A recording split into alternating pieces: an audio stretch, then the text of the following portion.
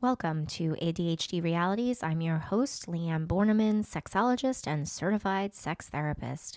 On today's episode, I'm just ranting about spontaneous versus responsive desire, the effects of perimenopause and menopause on our relationships and our intimacy, and what does it all mean for us? Generally, I follow a script just to keep me on point with what I want to discuss, and that's really helpful for me as an ADHDer just to not go off the beaten path. But today, I have so many thoughts rummaging through my head about our sexuality, our experiences as ADHDers, as our experiences as women with ADHD, and I thought I would be a little unconventional at the early stages of this platform and just come on here and spew from the soul and see what happens. Because I've been focusing a lot in the work that I do with many of my clients around desire, not having the same type of desire as their partners do. And because of this, their conflicts can arise. This is one of probably the most popular experiences and conflicts many of the couples that I end up working with have and bring to me. And, as a woman who has ADHD herself, as a woman who's also experiencing perimenopause, there is a lack of true acknowledgement and understanding of how different a woman's body really is when we compare it to a man. Now, just as a disclaimer, I don't see anyone outside of the sexual orientation of heterosexual. Not a choice of mine. It's just who I seem to attract. So this is specifically in line for heterosexual couples. And one of the things that is a common theme is that the husband, the partner, is still wanting something that the wife, the other partner, isn't able to produce anymore, or doesn't want to fake it anymore. And whether it's because they can't produce it because there's so many changes going on, whether it have been because of parenting demands or hormonal demands, or because of the hormonal demands, the ADHD demands become harder to manage because now you have stressors and a triangular effect, right? Like you're a parent, you've got then also the ADHD, and then you've got perimenopause or menopause. Whether it be those being the reasons why there's a change in the playtime, or because a woman gets to a point in her marriage, in her life, where, let's say, sex has never really been enjoyable and she's done. She doesn't want to fake. She doesn't want to have to do it anymore. And because of the lack of confidence and knowing how to confront these discrepancies in playtime, it just festered for a very long time. And then things explode. And then there they are in front of me in my private practice, my virtual space. And a few things come up for me. One being that society does a really shitty job of teaching us what sex intimacy can look like, but rather it teaches us what it should look like. And it kind of creates this box of like, this is what it looks like, therefore this is what you should be aiming for, and check, check, check, check. And unfortunately, this expectation that has been taught upon many of us growing up is not realistic to a woman's anatomy, is not realistic to the woman's anatomy when changes do occur through hormonal-based changes. And it's also not realistic for ADHD. So there's these three big barriers that off to the start cause a significant disconnect on what society is telling us sex and intimacy and playtime should be, or what it should look like. And what ends up happening is that the clients that come to my virtual space, they're unpacking all of these feelings, all of these uncertainties, all of the shame, the guilt, associated with not showing up the way that they've been told they should be showing up as. Expectations really can do a number on so many people's relationships, on how you're interacting with your partners. It's a common theme for all of the clients that walk through my virtual space. It's those expectations placed on how sex should look like, how our partners should be showing up, what are their roles, what are the scripts. Like, these are the things that I go through with all of my clients when we are in our virtual space working on these things to help us identify what the goals are. But going back to like where my heart is right now and my brain just running rampant is like, I really start to wonder how many divorces have come because of the lack of understanding on both perimenopause, menopause, and ADHD. And unfortunately, we don't have anywhere near the amount of research that can start really helping us better understand this. We are just finally getting more research on better understanding the effects of perimenopause and menopause on a woman's life. At this point in time, very little, if at all. And I don't want to say at all because I haven't recently checked. But when I was scrummaging through topics I wanted to work on for my current research, the focus on perimenopause and menopause on ADHDers, ADHD women, was of interest. And there was no research. There was no research out there. So for us to even have more insight, it's not there yet. And so my heart really breaks because I do have a significant suspicion that a lot of divorces and a lot of separations are indeed at the result of holding unrealistic, unfair expectations onto the dynamic during certain life changes, certain anatomy changes. And by no means do I say that that should ever be an excuse, because I don't believe in excuses. I believe in explanations, and then using the explanation to better understand how do we navigate it moving forward. But like, let's say a partner has this expectation that like, you should just put the work in and you should just try and do this, do this, do this, and then we'll be fine and we'll be able to have like a match desire, a match frequency of like what we want to be doing. That's an unrealistic approach to the situation, because if you don't really know what perimenopause is or menopause is, you don't really know what ADHD is, and then you don't really know what that person's actual experience is with it, because it's on a spectrum. Perimenopause, menopause, ADHD, all on a spectrum. It affects people differently. And what's worse is that because we don't talk enough about it, there are women that don't even know. They don't know anything other than like, yeah, I am disconnected. Yeah, I don't want to have sex. And then they think to themselves that they're the problem. Or they get frustrated and angry and see their partner as the problem. Like, why can't you just be okay that I don't want to have sex anymore? And at the end of the day, people have the autonomy to want or not want something. But just because you're in a relationship with somebody doesn't mean the other person's needs get to be erased and ignored.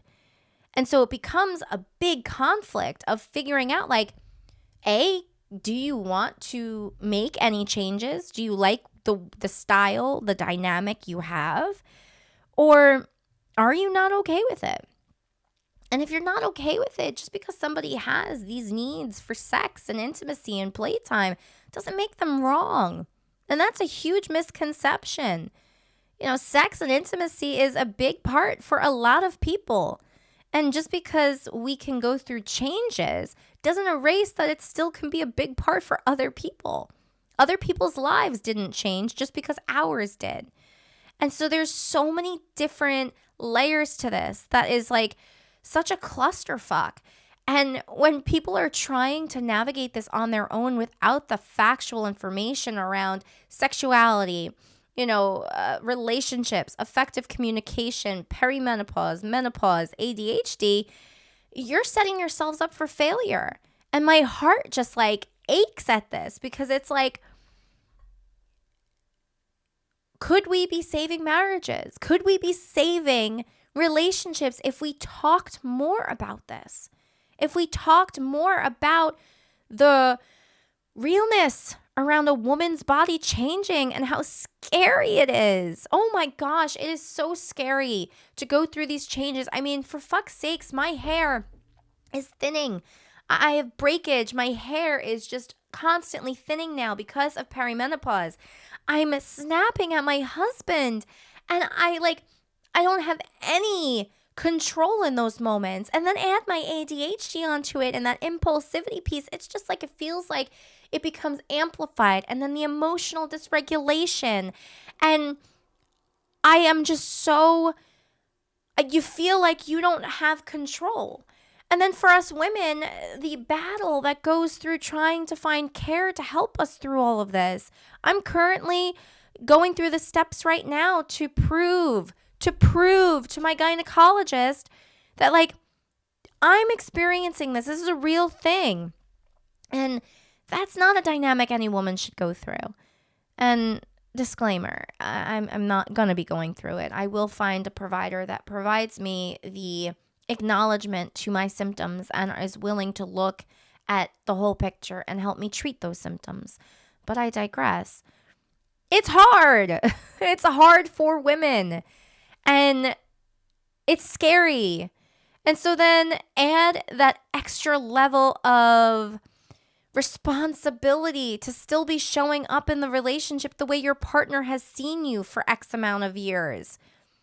Yeah, it's not happening. It's not happening for a lot of us. And so there are shifts and there's changes. And without proper, effective communication and outlining what's in your head, what are you expecting of your partner? What do you want from your partner? Having these like really important conversations, you just start to continue and perpetuate a constant vicious cycle of anger and frustration and resentment, and you become these villains in your story instead of the team that you hope to always be when you got together, whether that be within a marriage or outside of a marriage.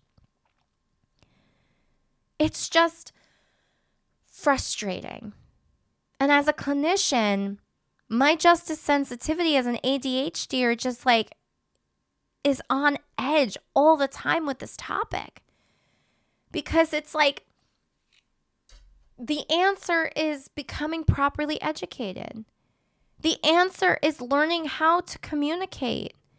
The answer is understanding that sometimes just because you learn how to effectively communicate doesn't mean that you'll just stay together.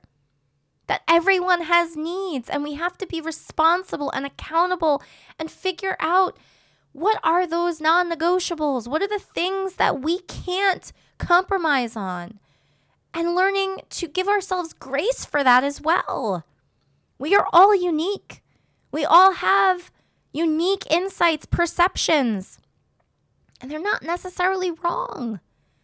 They just might be wrong for the situation you're in. Or maybe they're just wrong for the situation you're in with how you're approaching it. And just a little tweakage and learning and talking and conversating and really getting your thoughts out there with one another can be that answer.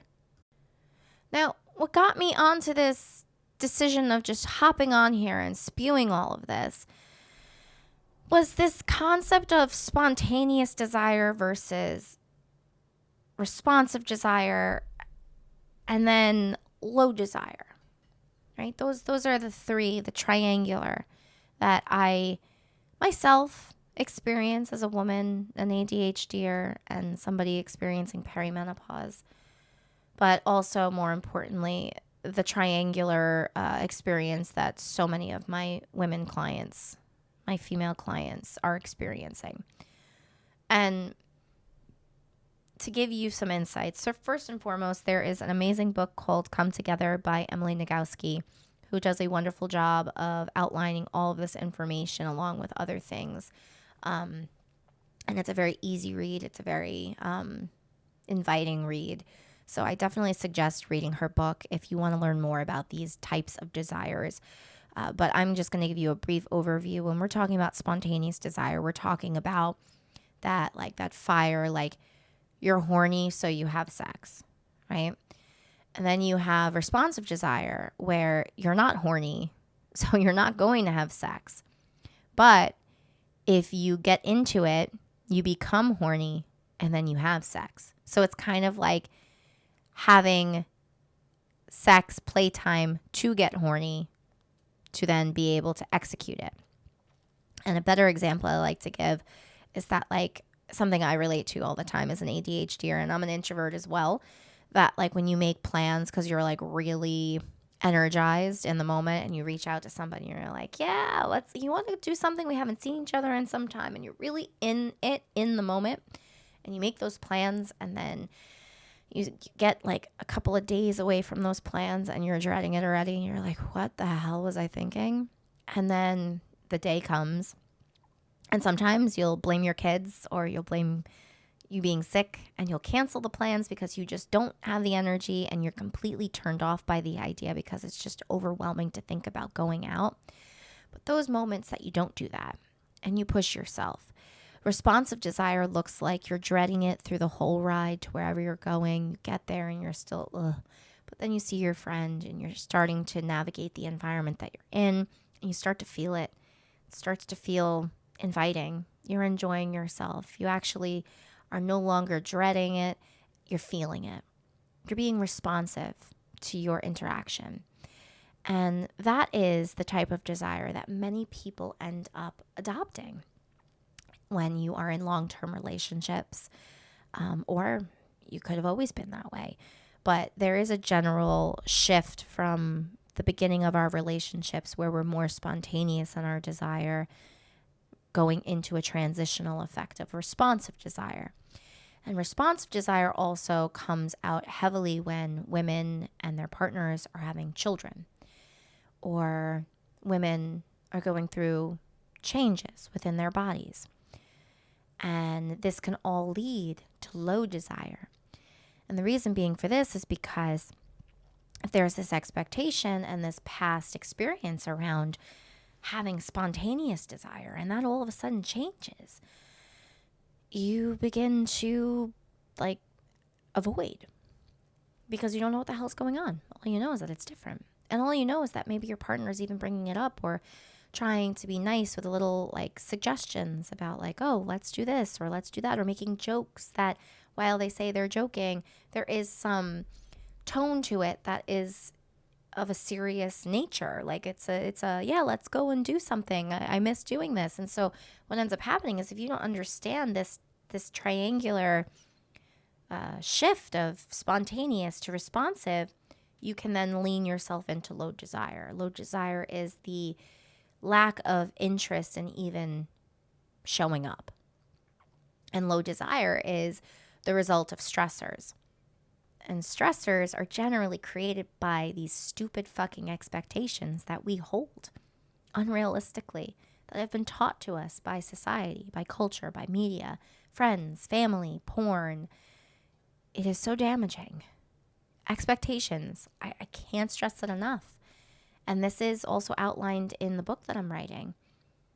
The importance of expectations and how they show up, how they affect us, how they damage us, but also how they can help us if we open up to them. So again, going back to this triangular, right? We got the spontaneous to responsive to low desire. Now, responsive desire can still allow playtime to occur, but you have to set it up. And just like the dread that you had in the example I gave around making plans with a friend, you have to get through that. That's hard. It's hard to get through that dread. And as ADHDers, if we don't have external accountability, it's going to be hard for us to show up, right? Like, and that's why sometimes we'll cancel our plans with our friends, because if there's no real accountability on the line, we're not going to really feel as in line to keep those plans. But the accountability piece helps motivate us ADHDers because we lack self-regulation, self-awareness. And so those deficits, depending on how they present for you, because they will present on the spectrum, can affect us being the motivators for ourselves. Because again, we also have motivational deficits. motivation regulation. And so when we're in a relationship, just because our partner wants to do it, that might not hold enough weight. And generally speaking, it doesn't, because we know our partner's with us. We know it's a safe relationship. And in some ways, we take advantage of that. And so it doesn't hold us accountable. So understand that to show up and give yourself the space of responsive desire so you can actually engage, you're talking about having to still manage through the dread. And that's hard. And so one of the things that I had this morning of these thoughts after reflecting my own experiences, the experiences of all of the clients that I've been seeing that have had the same type of concerns and conflicts, is what does sex mean to a person, right? Like, what are the meanings that we have attached upon our sex, our playtime? And generally, going back to, again, how society has not done a very good job of providing us the factual outcomes and views of like what it can look like. For heterosexual women, sex and playtime generally is not set up for our success. It's not. It's not set up for our pleasure. There's a certain type of system. Like foreplay is not for a woman. I mean, it is for a woman, but the problem becomes that foreplay is this idea of like I forgot who said it, and I'm thinking it was Dr. Lori Mintz when I took her training on low desire. She's also an amazing doctor, researcher on sexuality, specifically centering towards low desire. Definitely look her up. She has an amazing book, Becoming Clitorate. It's really great. But anyway, I digress. But I'm pretty sure it was her that said it, where, oh my God, I just lost my train of thought. This is what happens when you try to put lotion on your hands as you're talking as an ADHDer, and you just overstimulate the shit out of your processing capabilities, and now you're trying to figure out what the fuck you were saying. I remember what I was saying. I think it was her that said this, but foreplay is our main course. Foreplay is not the appetizer. It's our main course. And then whatever comes after that, that's for the man more so than the woman, depending on how it's set up. There are tons of women that, yes, enjoy penetrative sex, but there's a lot that don't. And there's a lot that can't enjoy it if certain things are not done correctly.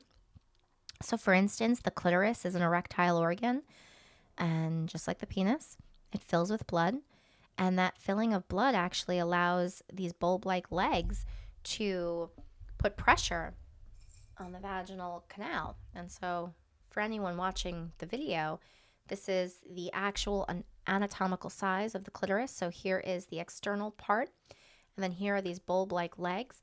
When the external part is stimulated and there is blood that fills this erectile tissue, all that blood also puts pressure on these bulb-like legs.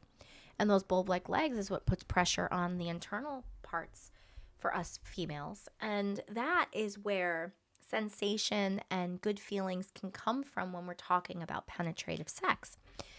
And if that's not happening, that's going to be a problem. And for some people, it can't necessarily happen because if someone has sensory related issues and they're too sensitive, hypersensitivity is a real fucking thing. That can cause a disconnect as well. So going back to this like spontaneous, responsive, low desire, the dread and trying to push through the dread and all of this, when we again have this idea of what sex is for, right? We condition ourselves. And so, for instance, if for a woman, sex is a mean for an orgasm, right? Let's say your orgasm. And sex is not about enjoying the time with your partner. Sex isn't about exploring, playing, being kinky, whatever that may be for you. And it's solely about release.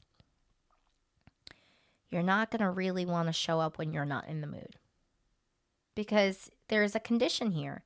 You've conditioned yourself to only see sex as a gain for your needs, not a mutual team-like experience. And so even within our sex, I've noticed in my clinical observations and the work that I've done is that sex is not about being a team for the most people. It's a selfish act. It's not about exploring. It's not about having fun. It's about getting an orgasm, which isn't a bad thing. It's not a bad thing. But if both of you don't understand why you're showing up, and then you see disparities in like not showing up, like this is important to know, right? Like I know people that, they don't have sex for anything other than an orgasm. Totally fine. But like, are you showing up for your partner's orgasms as well? Do you enjoy that? Do you want to enjoy that? Or does sex just act as a tool for your own orgasms, right? And so if that is the mindset for you, you're more at risk to experience low desire, to avoid, especially when you as a woman start to go through hormonal changes or changes due to the stressors and the demands associated with becoming a parent. So it comes back to the crux of like, what is sex for you? What is it for you? What is it for you and your partner? Do you want sex to be anything other than that? Having conversations about it. All of these things so important for us to then want to show up. But putting that aside and going back to, let's say, perimenopause and menopause, when women are going through hormonal changes, they're going through changes within their estrogen levels along with progesterone. But I'm going to focus on estrogen because when estrogen starts dipping down, it affects a variety of different things. It's not just associated with libido and sex and interest and all these things. It's everywhere. It's in our joints, okay? Estrogen receptors are all over our fucking bodies. And one of the things that can cause a blocker and a stressor for us is the discomfort that can begin to occur with heterosexual sex if we're indeed having lower levels of estrogen. Lower levels of estrogen affect vulval tissue. It thins it. And with the thinning, it's not as thick and protective. Therefore, it's more sensitive in a bad way, not a good way. And so no matter how much fucking lubrication you try to include in your intimacy and your sex and your playtime, if you don't go to the direct cause for like let's say estradiol cream, you're going to continuously have the discomfort. And if you don't understand why, you're just going to start avoiding it. Because if you don't know why, you don't feel comfortable and confident on navigating it. And what do we tend to do? We tend to just like recluse ourselves and go hide in a corner when we don't understand the situation. We just kind of raise our hands and we avoid it. That is what society has taught us. Just avoid. Just avoid. And that causes significant stressors in your relationships. And if you yourself aren't educated on this, if your partner isn't educated on this, that becomes a huge problem. That is a huge barrier. That is fixable. If you know what it is and you know the proper steps and resources and support systems to take to help change it. And I've just noticed that this episode is definitely all over the place, like my ADHD. And I'm okay with that. I'm totally okay with this because I feel like I'm onto something here. Like in the sense of just like expressing such a concern I see in the work I do in my own life. I'm very grateful that I have a partner that is on board to becoming educated and is on board to changing things up as needed for both of our needs. But I also have to show up in the relationship to hear his needs just as much as he has to hear mine. And we have to find a compromise. And even within the compromise, it's like, okay, like, is the next like 2-3 months just really tricky? And if so, okay, what can we expect? What are we wanting to do? What are we not going to do? What can I show up as versus what I can't show up as? Over communicating is so important. And it's something I try to teach all of the clients and the couples that I work with. But I really hope for all of our sakes that research really starts to pick up. And we are talking more and more about this. I'm definitely going to be in my corner continuously talking about it. I'm going to use what I have out there from other people's research to express it to you, to express it to my followers, to express it to my clients. I am a neurodiverse lens. I am a perimenopause and menopause lens. And I always have my ADHD lenses on. And so I will always treat with those lenses in mind. And I want to encourage people to start learning your lenses, to start empowering yourself with the education to navigate these differences and these changes in your relationships. Because again, I'm going to go back to what I hypothesize, and I hope I'm wrong. But I really have a huge suspicion that marriages end because of perimenopause and menopause and ADHD. And not because they have to, but because of the lack of knowledge, education, and understanding what type of accommodations and changes are needed to help navigate the shift in the life that becomes the reason for the divorces. Because I will always say ADHD isn't the problem. I'm telling you that right now. That is, you can call me out. I don't care. This is what my research is showing. This is the work I do with my clients. This is the work I do in my own life. ADHD is not the problem. The problem is not being educated on it and trying to navigate your fucking life as if you know what the hell is going on and you don't. The problem is the expectations you still hold on to yourself that you can't actually produce. The problem is the environmental expectations that are not meant for your success. And the problem is the expectations placed on the dynamics like a relationship, like sex, like parenting that may not be set up for the success. The ADHD isn't the problem. The perimenopause and the menopause is not the problem. It causes distress. It causes changes, but it's not the problem.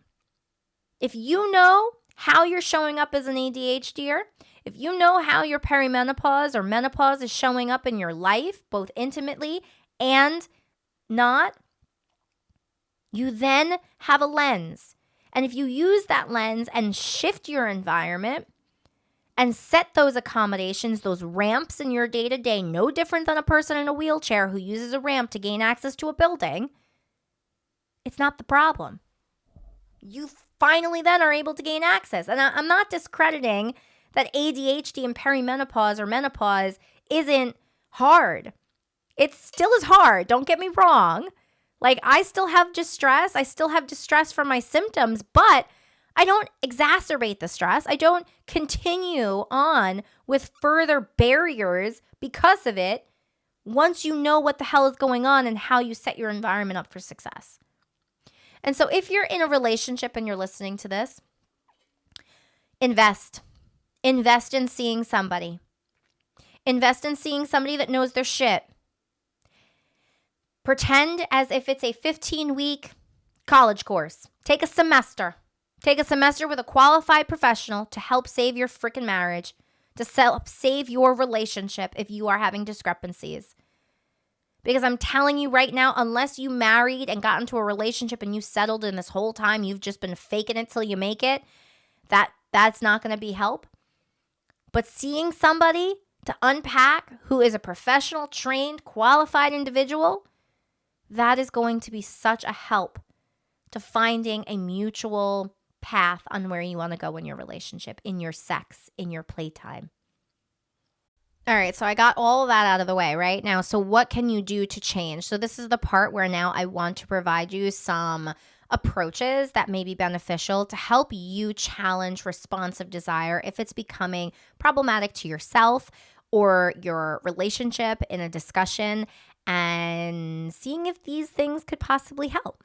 So let's pretend that your situation is one in which you want to show up with your partner, whether you are experiencing just ADHD, experiencing perimenopause, menopause, and you want to show up with your partner, but you're struggling to find that motivation to do so.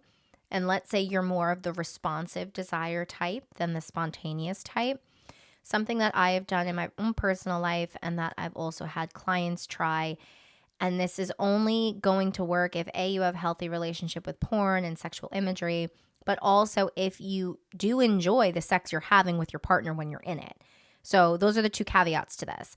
If you don't enjoy the sex that you're having with your partner, it's not fair to try to show up or create dynamics that might get the engines revving in your body for you to show up to something that's not beneficial for you. And also, if there's any discomfort or pain, those are things and situations that we shouldn't be trying to force ourselves into. So this suggestion is specifically for individuals who are struggling with responsive desire and wanting to find ways to help you get motivated to show up and work through that dread that we just talked about.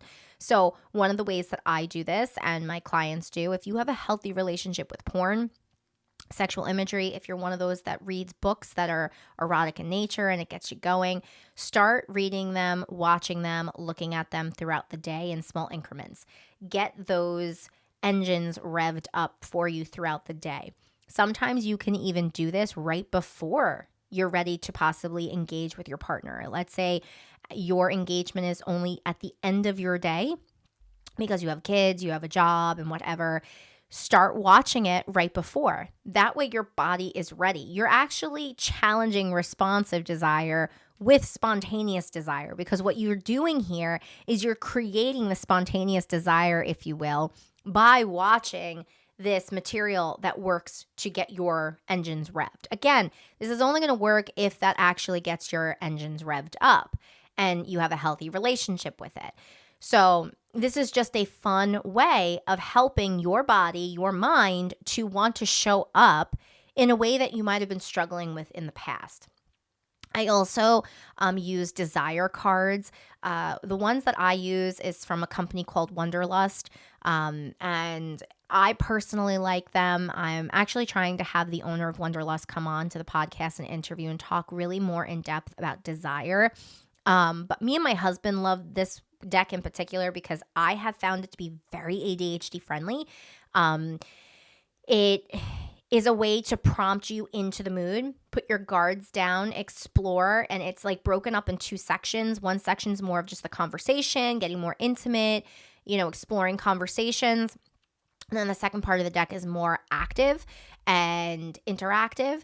And that also helps my mind because I don't have to think of anything. And it's fun and it's novel.